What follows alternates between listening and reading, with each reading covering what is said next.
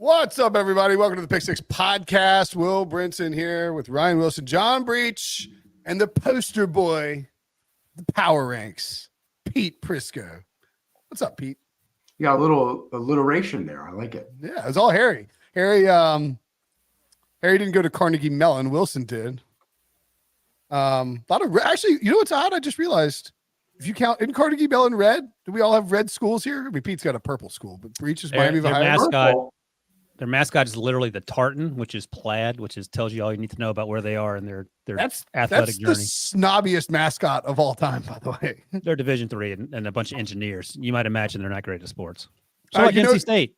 I don't have my dunk button, but yes, just like NC State. You know who else went to Carnegie Mellon? David Tepper, speaking of not good at sports. Hey-o! Who went to Carnegie Mellon? Better watch your back, Brinson. Oh, he didn't. He went to went to graduate school at Carnegie Mellon. Oh, that doesn't count. That's when I got really smart, Pete. Yeah, what you're doing, you do the same crap we're doing. Yeah, he would So how that graduate school money you spent work out for you?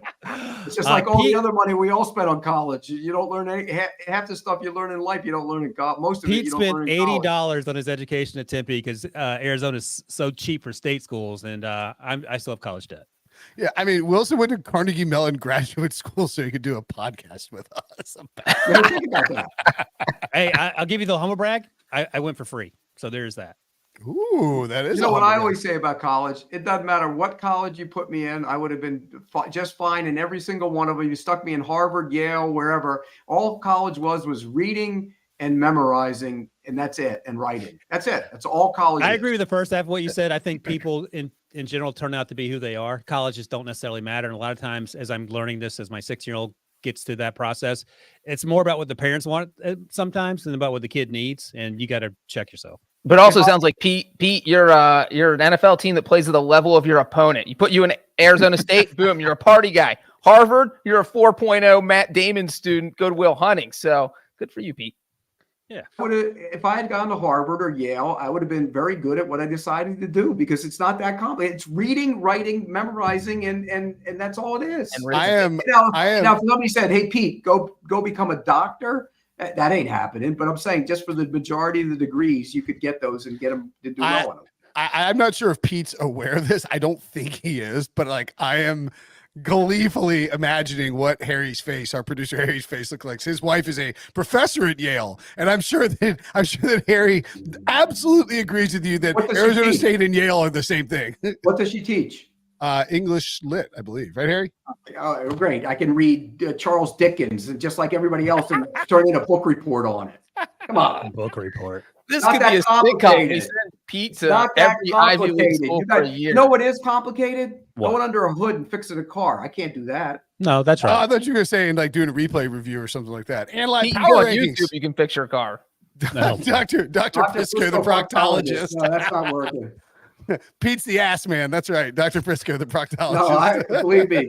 When you get to be my age, you start putting signs on when you take off the gown that do not enter. You're not allowed. The doctor looks at me and goes, just for that, I'm going to give you a blood test. It's not an NFL season without a little colonoscopy chatter from Pete.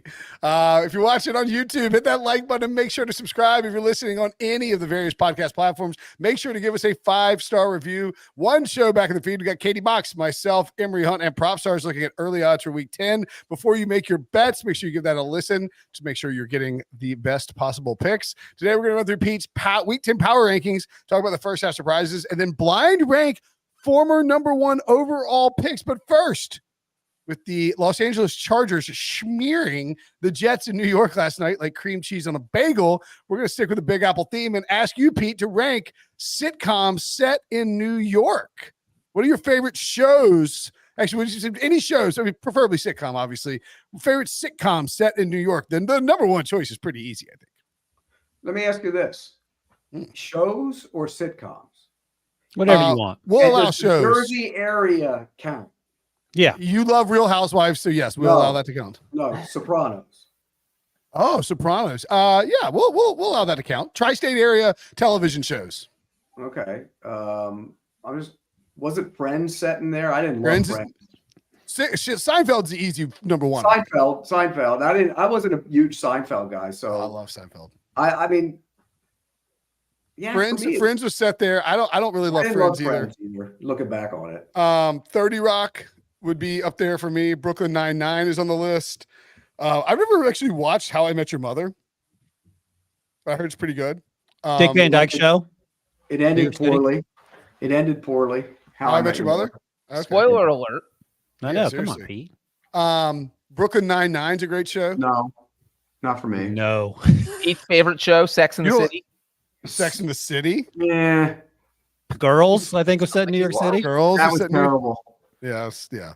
Lena Dunham. It's like we get it. Adam Driver was actually a good actor, but the show was bad. I'm trying to think. What else? My top three would be Seinfeld, 30 Rock, and Brooklyn Nine-Nine, I think. Producer Harry says Broad City. Sadly, I don't even know what that is. Is Spin City set in New York with Michael J. Fox? It is. It's actually a really good show. I'm rewatching that right now. Not one you mentioned is better than The Sopranos. Not one. If you count the but these are sitcoms that are set with laugh tracks. They're a little different. Have you tried to watch? If you try to watch like an episode of Seinfeld or like one of these shows with a laugh track with like someone who's 30 years old, or 12, like I'll show my 12-year-old some of the old shows he used to watch. He's like, I don't get it. Yeah, no. Like King of Queens. That's another show that I love. King of Queens was actually good. My 6-year-old's like, I don't get the jokes. The laugh track is distracting. I was like, okay, here's one. Everybody Loved Raymond was set in New York. I didn't love that. I like Raymond. I didn't love it either. Yeah. Person, but I didn't love the show. Oh, I like him better in the show than I like him as a comedian. Okay. He's more a dramatic actor too. He's gotten serious, so you gotta take that into account. Breech, you haven't weighed in on this. Have you ever watched television? Have you watched what anything serial other killer shows are set? Yeah, have you ever watched anything other than Dexter? Law and Order. I like Dexter. Dexter's good. Yeah. They jumped the shark though. They all jumped the shark. Yeah. You know what happens with TV shows these days, and they always have.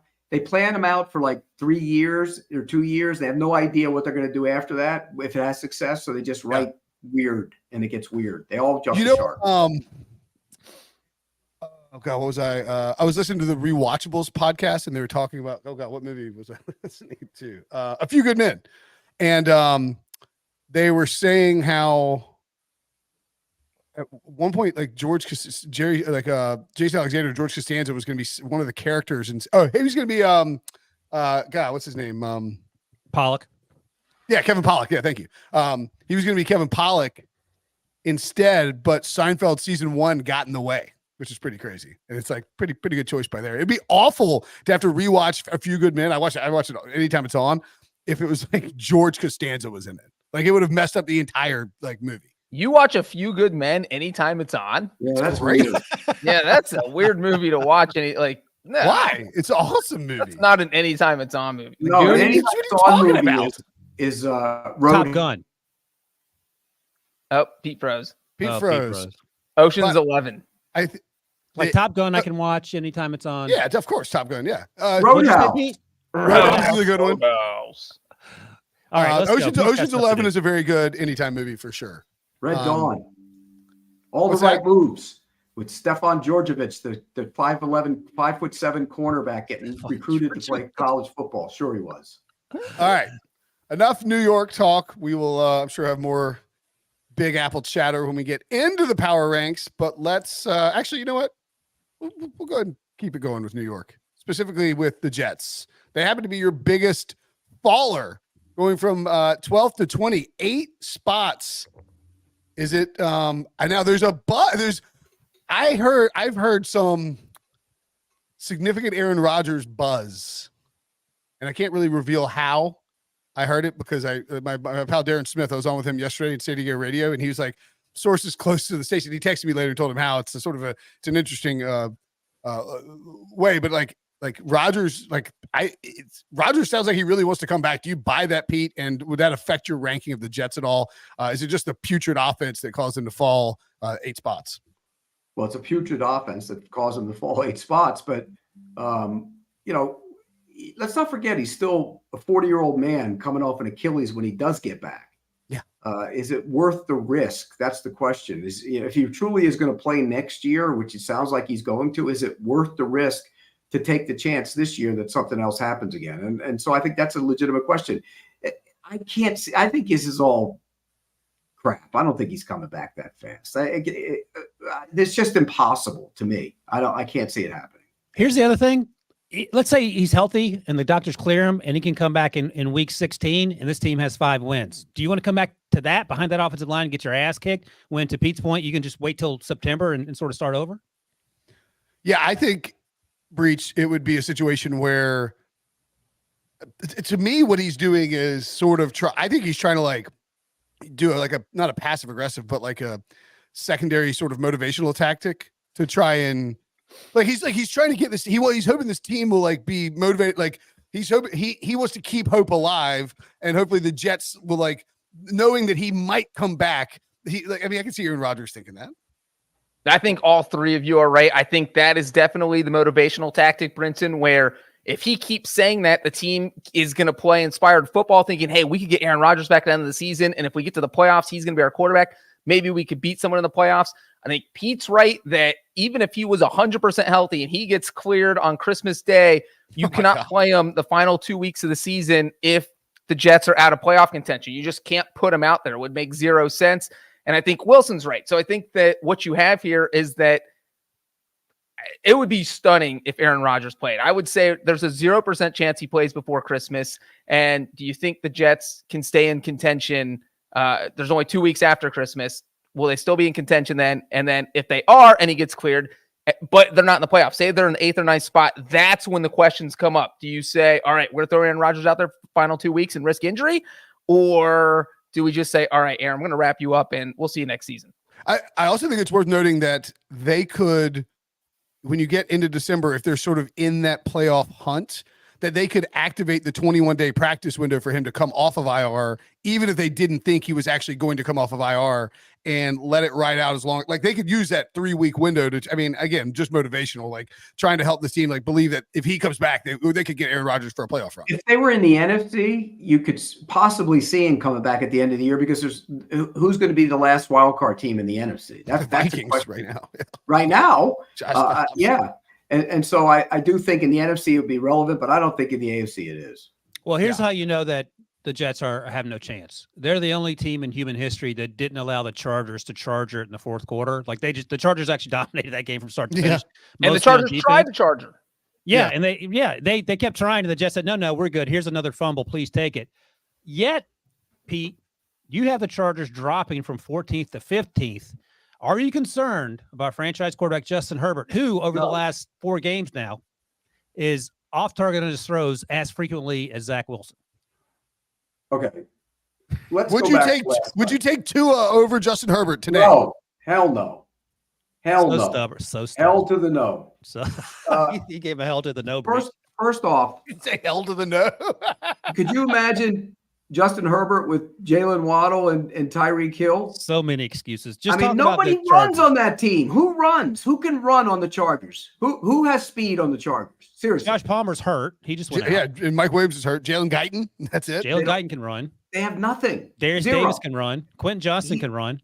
Wait, you're talking about 2 rookies and the guys that do nothing. What are you talking about? What year is one's Devon? One's a punt returner, basically, and the other guy is a big receiver who hasn't adjusted to the NFL game yet.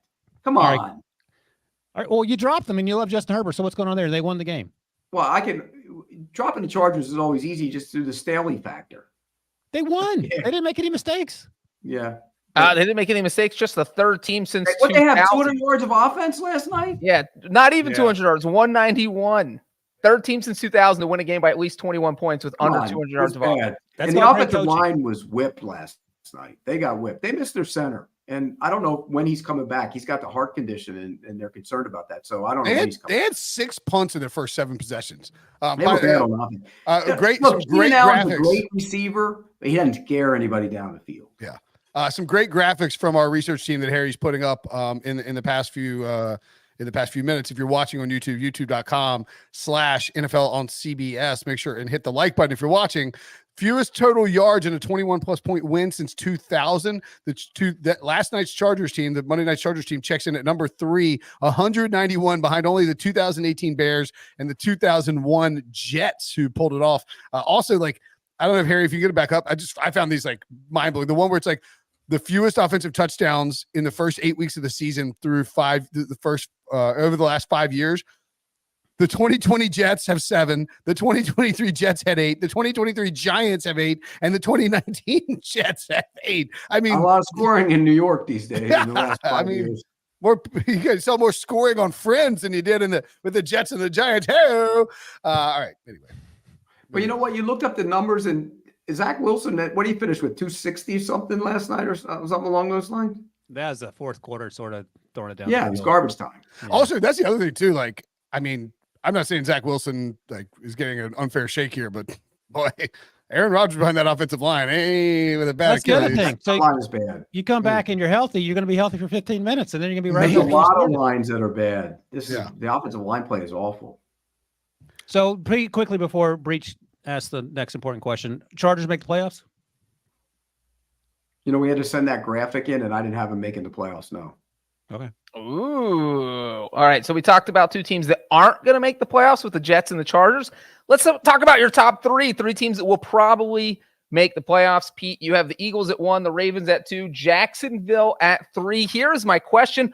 Why aren't the Chiefs in your top 3? The same Chiefs that beat your number 3 team, Jacksonville. In the span of the last 5 weeks, the Chiefs lost at Denver and looked It's the flu. And look pedestrian. Oh, stop it with the flu. You're on the field, you're accountable. And look pedestrian on offense the other day against Miami. That was not a good. They scored 14 points. Think about that. The Chiefs haven't looked like the Chiefs on offense. I'm concerned about. I thought 3 weeks ago, who was that against? They looked like they got the offense cranked up and got the young receivers involved. Then they went to Denver and they were bad. They beat the Chargers. It was the Chargers. They Yeah, beat well, 30, everybody throws all over the Chargers. 31 of the Chargers. But again, I have to see more from that offense. And it's not Mahomes, it's just the offense as a general. Pete, which Jacksonville win has impressed you the most in the United States? You're on mute, Pete. We can't hear you. He's frozen. No, they beat Buffalo after Buffalo dominated Miami. But that was in London when Buffalo went out there 2 days in advance and Jacksonville had been out there for 2 weeks. So that's why I include the qualifier of most impressive win in the United States, which is where they have to play the rest of their games and their potential playoff. So you're impressed with the Bengals victory at home against Buffalo? I didn't say that. Let's not turn this into a Bengals. And by the way, Jacksonville and the Bengals play in a couple weeks. Jacksonville's schedule is tough next month, by the way. Look at it. Look at. I'll tell you what. Let's take a break, and when we come back, speaking of break, I've got some breaking news that we'll deliver, and Pete can tell us what he thinks about it. We'll drop the breaking news alert up next after the break. Friday, honor those who have served on a special night at the Naval Academy. with some hoops for the heroes. Don't miss the Veterans Classic on CBS Sports Network. All right, Pete, the Rams, after their loss with no Matthew Stafford, lose it in Green Bay. It's a horrific offensive showing. Fell 4 spots to number 24 on your power rankings list. How high will they move up now that they've signed Carson Wentz? They're not moving. Look, if you don't have Matt Stafford, you're done. That team. Do you think he should get an MVP vote, or will you give him one MVP vote because of how bad they are without him? No. Please, I need you to for my bold prediction to be true. Mm-hmm. No, what was your bold prediction? And he would get one MVP vote, at least one. No, he's not getting an MVP vote. Yeah, Carson Wentz is. Come on, give me a break. The Rams Super Bowl odds might go down signing Carson Wentz. Well, he's better than what they trotted out there the other day. Mark Rippon. They need Mark Rippon. Brett Rippon. I wish they had Mark Rippon. I know they absolutely do. You guys want a fun fact? The beginning of the end for Carson Wentz came happened when in Los Angeles. Yes, when he tore his ACL against the Rams during the Eagles Super Bowl winning season. He's never the same. He was an MVP candidate up until that point. Remember? Eagles fans will tell you he was going to win the MVP, even though there was this guy named Tom Brady out there who's that was playing a long time ago. It feels like. I thought you had breaking news that the Titans had named Will Levis as the full-time starter. Oh, we can go there if you want.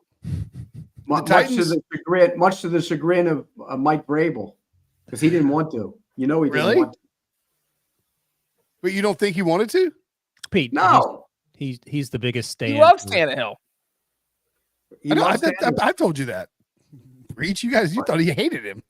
Nobody said that, Brinson. You're making stuff up. I'll go find it. I mean, you're like, very well hates Tannehill. I was like, dude, he loves Tannehill. You're like, now you like come full circle. I know he loves Tannehill. I just didn't think Tannehill was ready to play. So like, did you see after the game where Vrabel kind of threw Levis under the bus for the Ty J. Spears throw? No, I didn't see that. You saw remember the Ty J. Spears throw where he fell backwards. And granted, it wasn't a great throw by Levis. He should have thrown it more to the pylon, but Spears should have caught the ball. He tripped on himself. Vrabel blamed Will on that. Yeah. No, if Tajay had run through the pass, he would have caught it easily. I felt like right, but it was still not a great throw. He should have thrown it more to the outside. But I thought it was a pretty good throw, all things considered. I mean, I went back and looked. Week 9, no one was pressured more than Will Levis. He was pressured on half his dropbacks. They brutalized him. Do the Titans have a chance to make the playoffs? They have nothing either, by the way, because nobody. You talk about a team that lacks speed. They don't have any. No, they got Hopkins. That's it. He's not fast. He wasn't fast when he was good. He's not fast. Yeah. Do the Titans have a chance to make the playoffs with Levis at quarterback? No. They're not a good team around him. Like Peter Skoronski's. Now they lost Petit Ferrer for the season too with the shoulder injury, so the offensive line gets even worse. Yeah. Think about it. They benched Andre Dillard and had to go back to him because everybody was hurt, and he's so bad. He got hurt in that game, and they didn't want him to come back, and he still came back. Andre Dillard signed with. I bet you Will Levis felt that game on Friday morning. He got brutalized. He felt like Jamar Chase felt after he fell on his back there, Breech. Yeah. Oh God, what did you do, Collinsworth? Collinsworth, like he will crawl out of bed on tomorrow morning. I promise you that. Bad. Yeah. But again, Titans aren't making the playoffs. Minnesota Vikings, currently the 7th seed in the NFC. Your biggest riser, Pete. They vaulted 11 spots in your rankings all the way up to 12. Look at the crap around them. I mean, and they did it with Josh Dobbs. I'd probably put Cleveland ahead of them if Deshaun Watson wasn't bad and hasn't played well. But I think the Vikings defense, I want to give Brian Flores a lot of credit. I really do.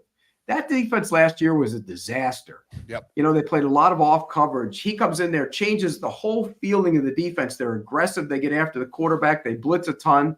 Brian Flores will be a head coach again. And I think he's done a great job with that defense. Josh Dobbs isn't the reason they're up there either. I just think he's serviceable enough, and with that defense, they'll be fine. So Justin Jefferson coming back. Look at their next 4 games. Look at this. Look at the Vikings' next 4 games. I think if I'm not mistaken, it's a really soft schedule. Give me 1 sec. I will bring that all winnable.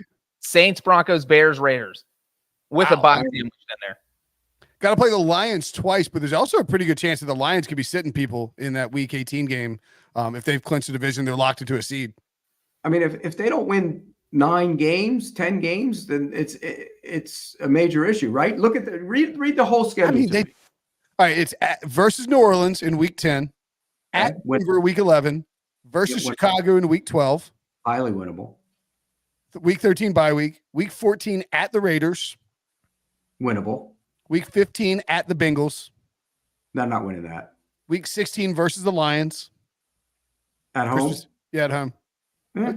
So they could. I mean, it won't be like it won't be a 10-point spread. It'll be like a 4.5, 5.5 point spread. Week 17 versus the Packers at home on win that. On New Year's. Oh my God, we got an 8:20 p.m. New Year's Eve game. Come on, man. Not it. Who they playing? We have to podcast it like as the ball is dropping. We need 8:20. 8:20. Not if you live in the Central Time Zone. And then January 7th at the Lions in Week. What was the before you complained about not being able to go get bombed on the Packers? The Packers. They'll be favored. They're gonna win. They'll win 5 more games at least, don't you think? But here's the thing: you're sort of underselling what Josh Dobbs. How amazing was what he did? I know Baker did it last year for the Rams, but this feels different.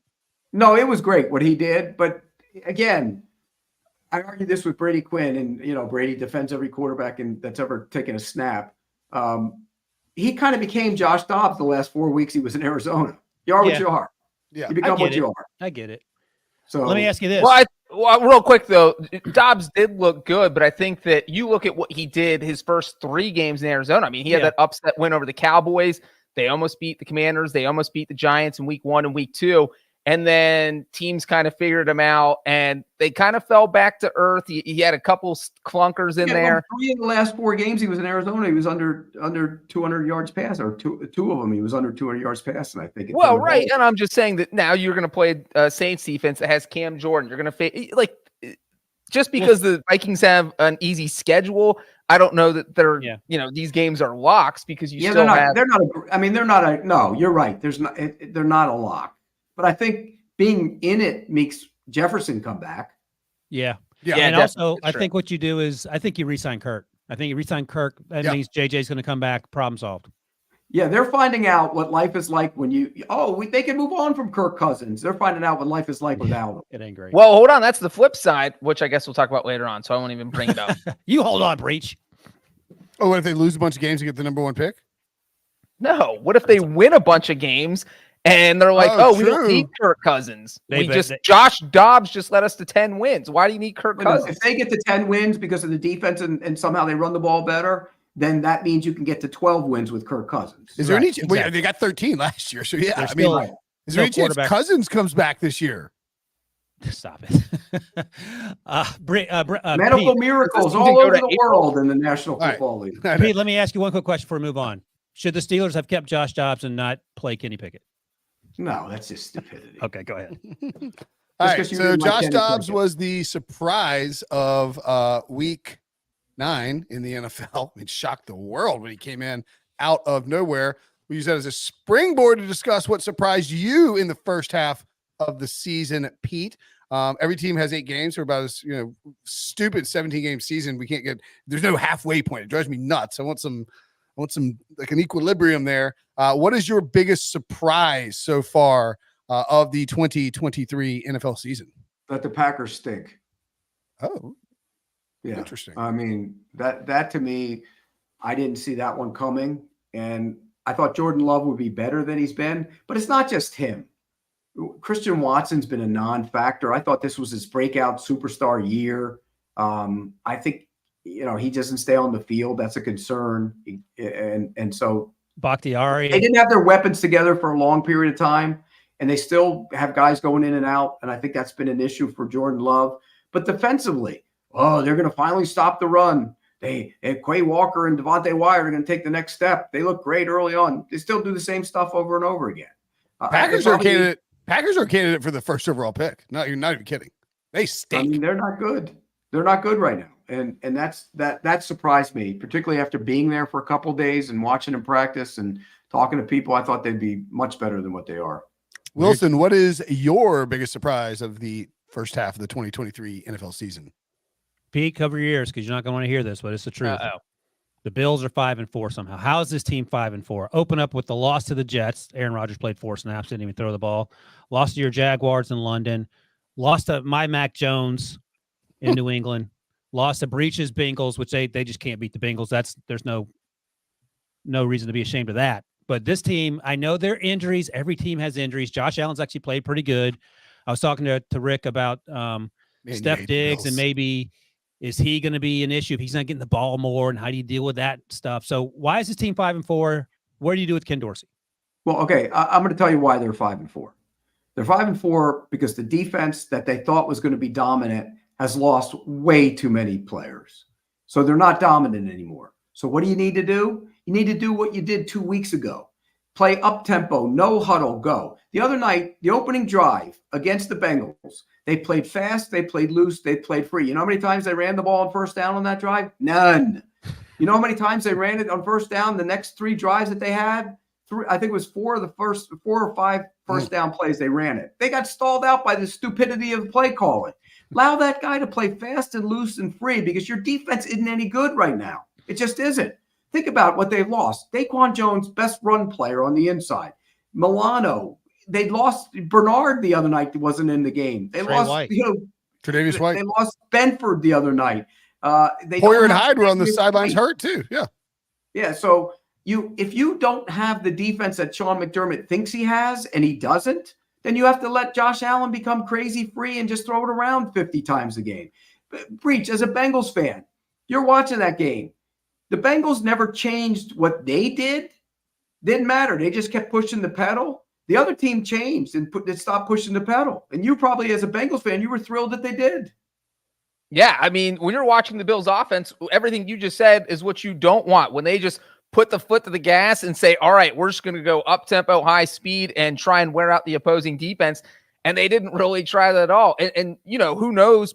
We saw how successful they were on the first drive. But what if that was just Dorsey saying, that's our script. Let's try and see if we score. Then we're going to go back to being the Bills, which is whatever Dorsey thinks the Bills is, which is not exactly working. But it is baffling that they didn't really go back to what was so successful on that first drive. I do wonder, and I floated this early in the season, and then it didn't really happen quite as much, but I think it might be happening now with Brian Dable gone and Ken Dorsey as the play caller and the offensive coordinator. When that change happened, or maybe I floated it last year, when that change happened, you sort of had to wonder, would Sean McDermott have more input on what they were doing offensively? And it wouldn't surprise me at all if you found out that Sean McDermott was saying, like, we need to run the ball more. We need to run the ball and play defense, even though they don't have a great running game and they don't have a great defense. Yeah, I would probably agree with that. But there were some comments made after the game the other day by Sean McDermott and by Josh Allen that were kind of flippant in that the way the game was called. And if you go back and read them and read between the lines, and believe me, I've read between many lines over the years, it didn't sound like either one of them was happy with what the game plan was. All right, let me ask you this before we move on. Josh Allen or Joe Burrow? Who's your quarterback of the future on your team, on Team Prisco? That's a tough one for me. That's like people picking between two children. I have one of my child. That's like, for me, that's like picking people. They say, you have your favorite kid? Yeah. Brian? Uh-huh. You do? Yeah, it's my young one, the 12-year-old. I love him. I'm kidding. Of course not. Oh, my God. Of course not. What? Oh, my gosh. This got so callous. He picked one of his kids over the rest of them. And he didn't waste any time doing it, Pete, so make your pick. Yeah, I was joking. I mean, you know what, too? He did it so quickly and nonchalant. I mean, like, there was no hesitation. None. The truth came out. If you were on the street, if I was the prosecutor, you're guilty. You're guilty as hell. Dude, do you know who's a bigger pain in the ass? A 16-year-old or a 12-year-old? It's not even close. There's a lot of Wilson walked downstairs. It's like his 16-year-old and his friends were down there watching like some R-rated movie. It's like what movie was it? The Wolf. They were watching The Wolf of Wall Street, which has a lot of action in that thing, Pete. I watched that recently again. And it's like, you're worried about what he's watching? Wolf of Wall Street? 16? Come on. When I was, this is a true story. When I was probably I don't want to hear this story. I do. Yeah, you do. My dad took us. How old? You guys, 7 or 8. The drive-in movies. Remember the drive-in movies? Yeah. So he took us to see MASH. Okay. He went to see MASH, and I don't know, but remember there's a scene with Hot Lips Houlihan in it, and he made us duck down in the back behind the back seat, and but the thing was still on, and me and my brothers are like peeking up between thing. Yeah, that's good parenting. True story. Yeah, that's good parenting. 16, Ryan, you're worried about your kid watching Wolf of Wall Street at 16? Are you kidding me? No, what are you doing? Here's the complete story. I was at Arizona State when I was 16. Upstairs and threw a bunch of Quaaludes. Hey, and Wolf of Wall Street takes place in New York, so way to bring the podcast full circle here. We'll talk about 16-year-old. We'll talk round 2 of. I love my kids equally, and Pete, they can watch what they want. Quickly, the only issue was he had some buddies over. I didn't want their parents calling me saying, "Why is my son watching some crazy stuff?" So that's the only thing. Your kids are 16 too. I get it. Are you taking Joe Burrow or Josh Allen? Oh yeah, I can't pick between the two. Pete, just say Joe Burrow. Pick the guy who's actually been to the Super Bowl. Hey, and you want to know Mahomes multiple times. Ooh, you want to know who's? You can tell. Pete said he knew Wilson's guilty. I know Pete's guilty too because Pete wants to say Josh Allen and he can't right now. He knows it's Burrow. No, I like both of them equally. I do. I think they just do it differently. They do it differently. I really think Josh Allen's being hindered by by his play caller. Okay. Breech, what's your biggest surprise so far of the 2023 NFL season?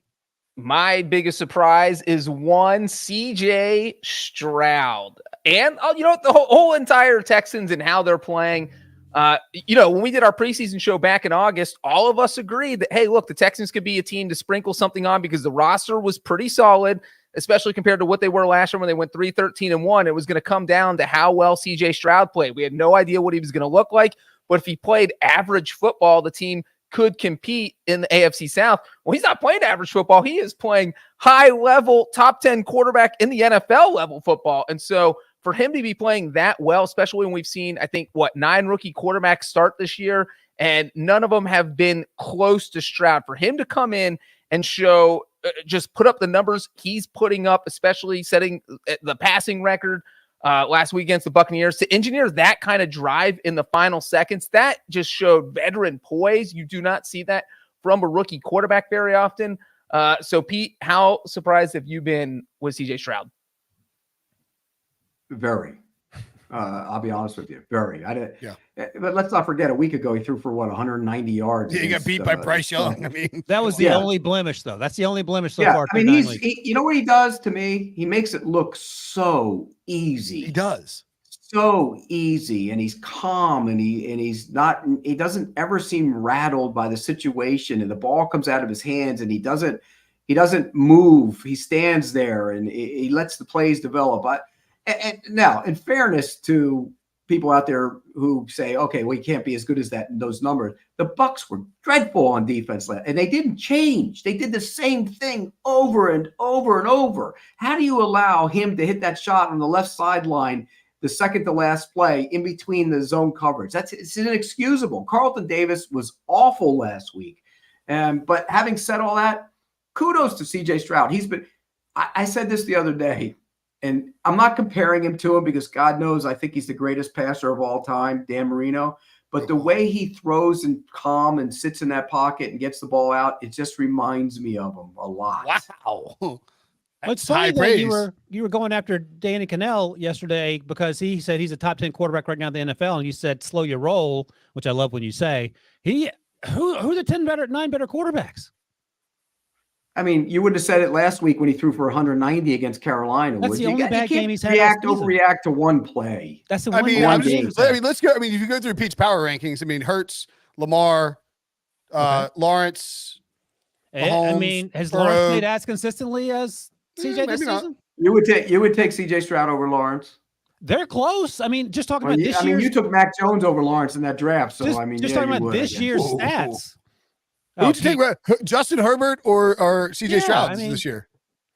This year? We can always do it. Kirk Cousins has great stats every year. Do you take him over those guys too? Yes. I think it's pretty close. I think CJ Stroud's pretty close to the top 10. Like, just looking at it. Like, if you're leaving, because is Herbert a top 10 quarterback? Let it marinate for a little while. It's 10. What is it? 9 games? Is that what it is? Brinson, 9? This is the same guy that has already put Will Levis in the Hall of Fame. In the Hall of Fame. It's unbelievable. Yeah. No, I haven't. You gotta let that marinate too. You have to let it. But you know what though?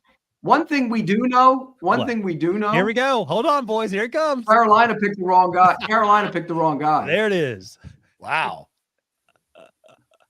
I don't know that. Okay. Let it marinate. That crazy of a statement. Of all the rookies, CJ Stroud ain't doing this on Carolina, dude. That Carolina offensive line stinks, and the receivers are way worse than what the Texans. But Bryce Young's so indecisive.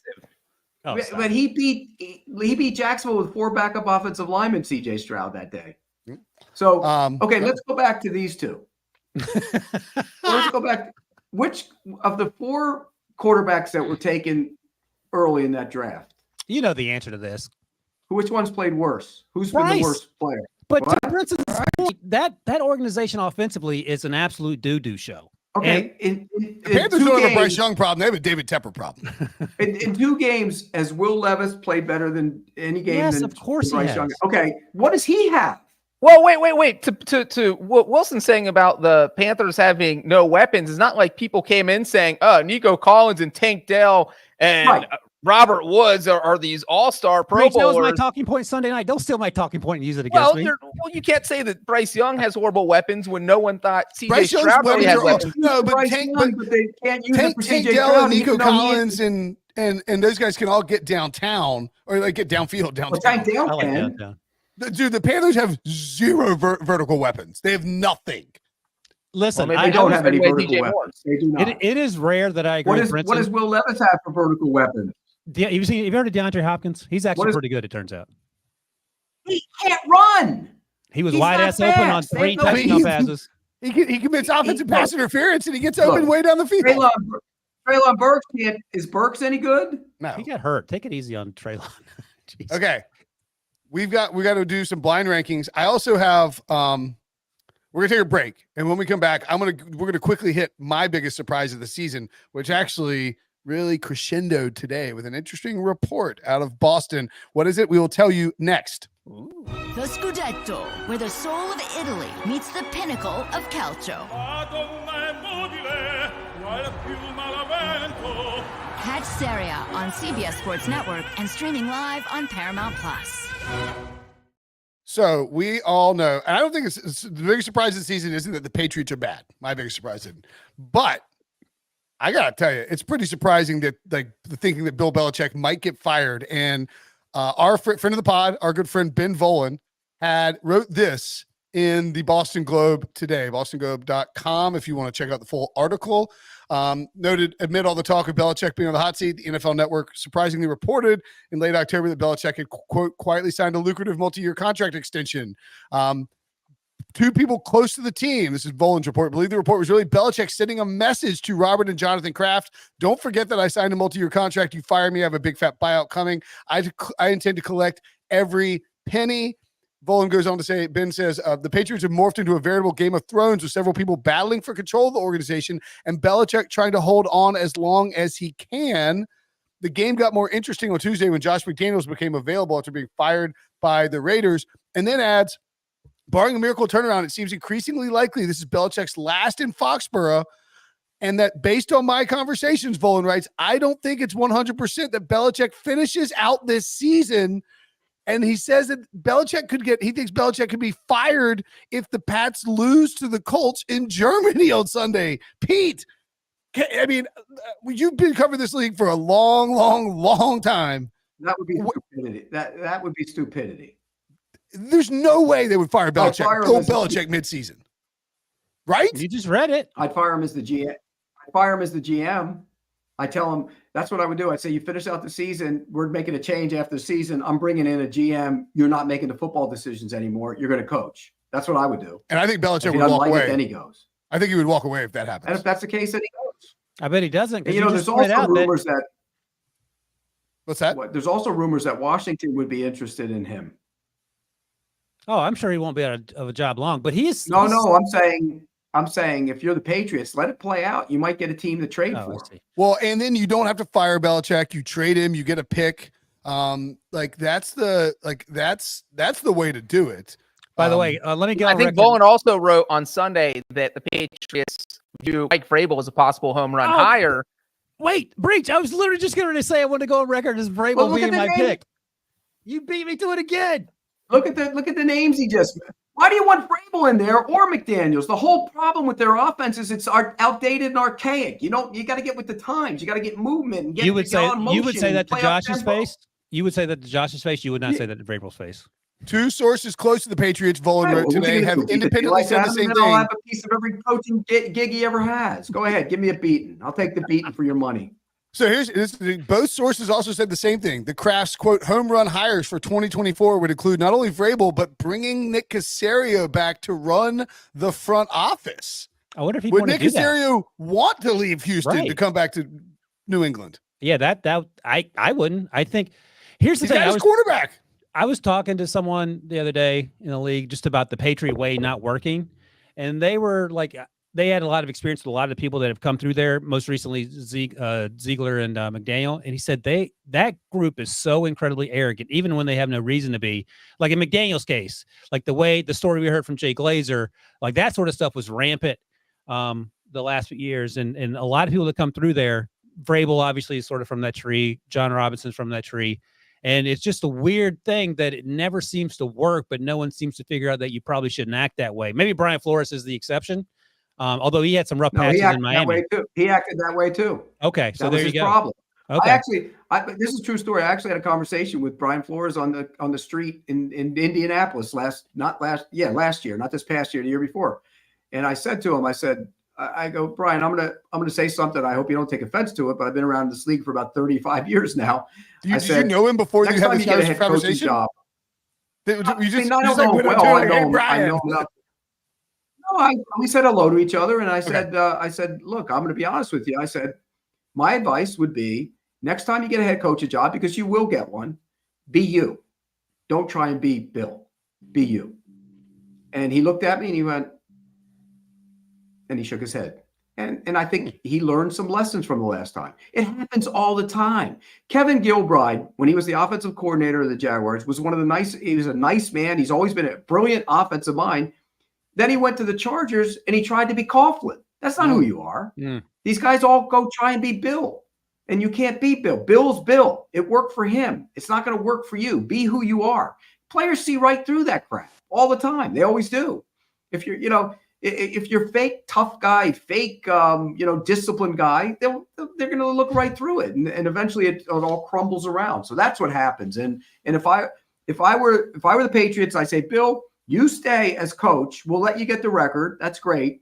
But you got to go as the general manager. And if he balks at it, then you work out a deal and trade him to somebody else and get draft picks. Don't fire him. That's the dumbest thing you could do. It's bad PR. Firing midseason would be like the guy won 6 Super Bowls for the organization. And Bolin knows better than that. Bolin really looks at the thing on the surface. That's stupidity if it ever were to happen. I just one wonder, last thing about Bill Belichick and the Patriots. The whole damn thing is based on luck. Well, a lot they of it. got lucky. Yeah, if but you said it every take team. Tom Brady with the 6th round pick, you don't have a dynasty. It's all based on luck. The whole thing. The crazy thing though about the thought of them firing Belichick, I mean, that would be a Raiders Mark Davis level move. Where remember they fired Dennis Allen like on the flight back from London? That is what we're talking. They're in Germany. You can't fire Belichick on the flight home from Germany. That would just blow up the entire. When USC left Lane Kiffin on the tarmac. Yeah, that too. Right.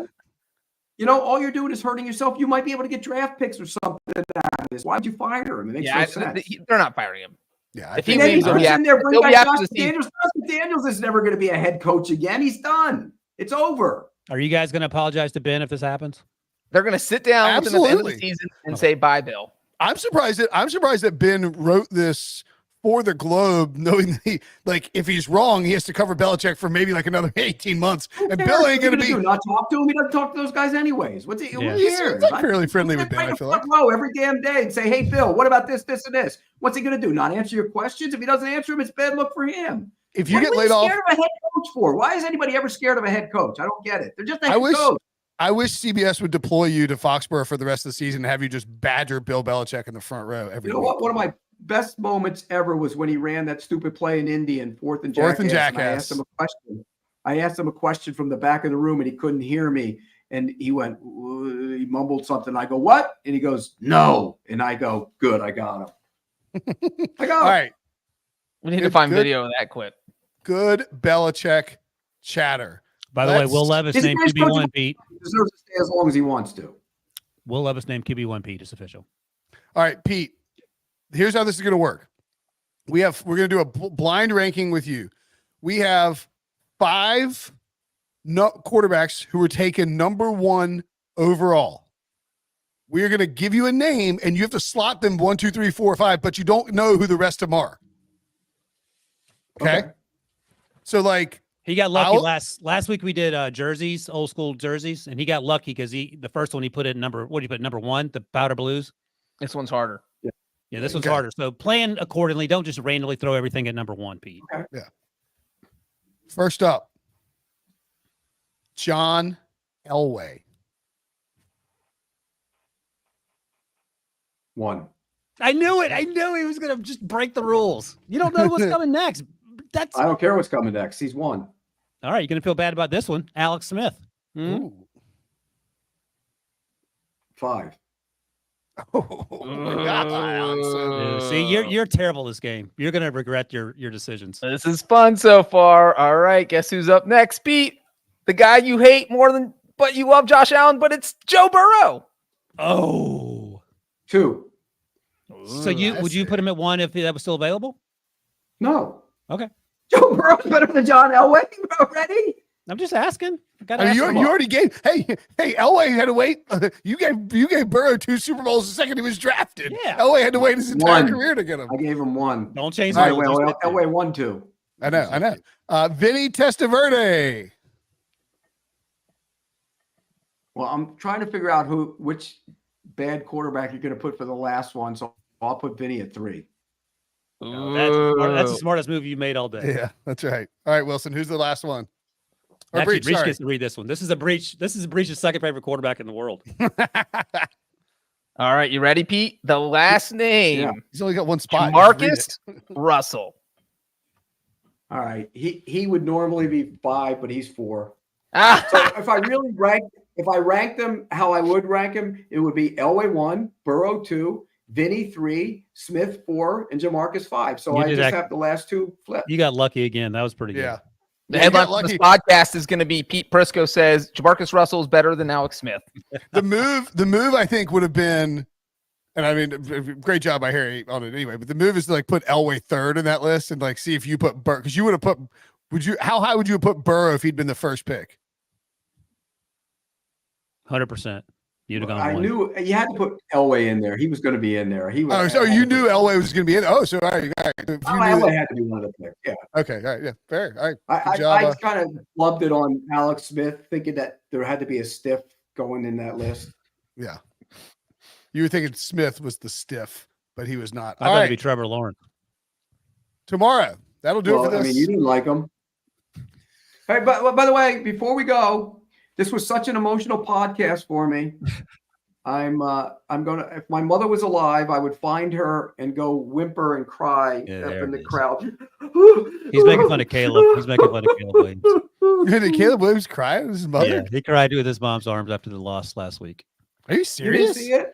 No, that's He terrible. jumped into the crowd after the game and You are got such a and terrible got person. next to his mom and buried his head. And it wasn't like he was just Ugh. crying. It was Leave like that man alone. like a 2-year-old kid whimpering. You know when you guys have kids when he can't get his breath.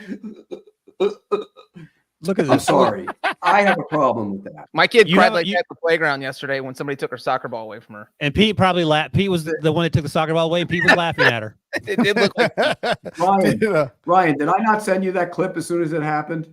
I had turned the television off. I get a text from Pete at 11:30 at night going, "This is weird." I'm like, leave the kid alone. And then I filmed it and sent it to him. Oh, unreal. But Did okay, would you take first Drake off, Mayer over crying Caleb in Williams? football, I No, never he did. I never got. I don't understand it. But it wasn't like it was his last game. It wasn't like he got hurt. It wasn't like he just got eliminated from the national title contention. It wasn't like he I just got get it. eliminated from Heisman. It made Brinson no asked you a sense to me. question. Brinson asked you a question. Did you take Drake Mayer or Caleb Williams? What right was now? it? I'd probably still take Caleb Williams, but I got to do more work on him. No, stop it. And He's been- he's uber talented. He's been uber great this talented. year. I mean, But the he talent cries is like a freaky. baby. Yeah, Would you that rather him do worries that me. or just have the look of the guy that doesn't know, that doesn't care? Pete wants to serial. No, killer. I want to care, but if you're caring and crying with your mommy is a little much for me. It's the big difference. Who's Don't- popping, Caleb's who's right popping their behind head in? Yeah. Who's speaking of right serial behind you. He's killers, coming to get you. who Don't turn just around. walked in the room, Pete? Hassel. Hassel got him. Speaking of crying on his mommy. Yes, that was incredible. Speaking Oh about my crying God. on his mommy. You were afraid. You were afraid there, there's Pete. no You jumped. crying in football. Pete You jumped. got to clip I that. wasn't That was afraid. I told you. incredible. How many times do I got to tell you? How many times I got to tell you? There's only 2 things that scare me. Hassel and what else? Dude, a gun and a cancer and a gun. Yeah, you got Was it. it cancer That's and it. click behind you? Yeah, and I don't like snakes too much either. That's All right, I Indiana think Jones over that's here. a great way to go out. Hassel scaring poor Petey. All Didn't right. scare me.